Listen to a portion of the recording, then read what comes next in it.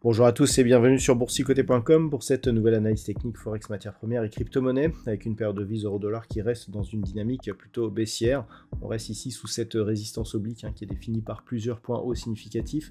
On se rapproche de cette zone mais sans vouloir la casser et donc tant que l'on est sous celle-ci, eh bien on reste dans cette tendance ici, d'autant plus que nous avons des points bas qui vont toujours plus bas à chaque fois que nous avons une accélération baissière. Donc un rebond qui semble technique. Si on revenait ici sur cette zone des 1.0630, eh bien l'objectif serait une poursuite donc de cette tendance baissière en direction des 1.05. C'est tout à fait possible vu la configuration macroéconomique au niveau de cette paire de devises euro-dollar. Avec une paire de devises livre sterling contre dollar américain qui est dans la même configuration.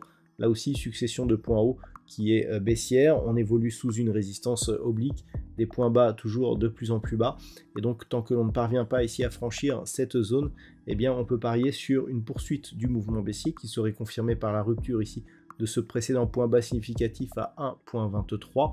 Et par rapport à cela, eh bien, si tel était le cas, on viendrait sur un objectif ici à 1.2280, puis potentiellement 1.2130. Donc là aussi, malgré un rebond technique qui semblait dynamique, on n'a pas eu de contact avec la bande de Bollinger supérieure, on n'a pas réussi à repasser au-delà de cette zone de résistance oblique, donc ça reste baissier sur cette paire de devises. Et puis nous avons l'or qui s'est stabilisé ici pendant quelques semaines et qui semble reprendre de la dynamique. Alors, qu'est-ce qui s'est passé? On a eu ici une impulsion qui est venue marquer un nouveau plus haut historique. Ensuite, on a consolidé. Qu'est-ce que je vous indiquais? Que dans un premier temps, on était toujours dans une dynamique haussière puisqu'on évoluait au-dessus de la moyenne mobile 20 exponentielle. Et puis ensuite, on a eu ici une phase de baisse où on a évolué sous la moyenne mobile qui agissait comme résistance.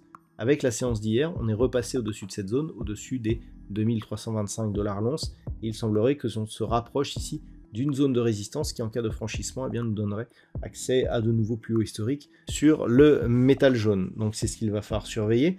En tout cas, pour l'instant, on est dans un scénario ici impulsion, consolidation, reprise, impulsion, consolidation, reprise, impulsion. Pour l'instant, ça ne fait pas trop de, je dirais, de doute.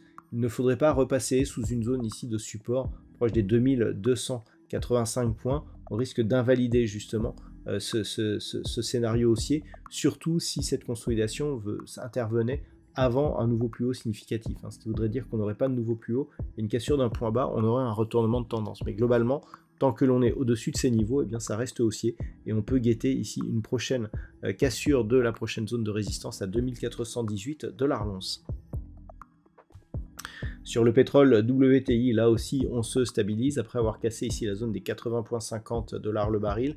Eh bien, on se stabilise ici autour des 79 $ le baril sans parvenir à repasser ici au-delà de cette ancienne zone de support.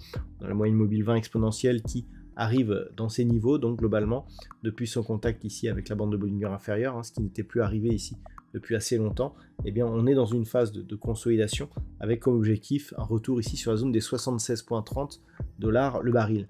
Il faudrait repasser durablement au-delà des 80,50 pour retrouver un début de dynamique haussière.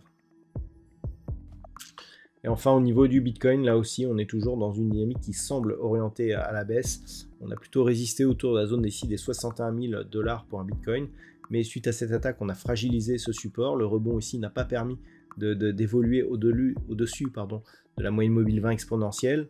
On revient une première fois sur 61 000, on remonte sur la moyenne mobile, on casse. Clairement, on est en train d'assister ici à une cassure plus forte de la zone d'ici des 61 000 $ pour un Bitcoin, avec un objectif qui, si c'était confirmé, eh bien, serait sur cette zone ici horizontale et majeure des 52 500 $ pour un Bitcoin, en tout cas, tant que cette zone ici de point haut et de moyenne mobile n'est pas cassée à la hausse. Voilà donc ce que l'on peut dire sur l'analyse de ces principaux actifs de marché. Je vous souhaite de passer un bon week-end. On se retrouve dès la semaine prochaine pour d'autres analyses techniques, toujours sur le site boursicoté.com.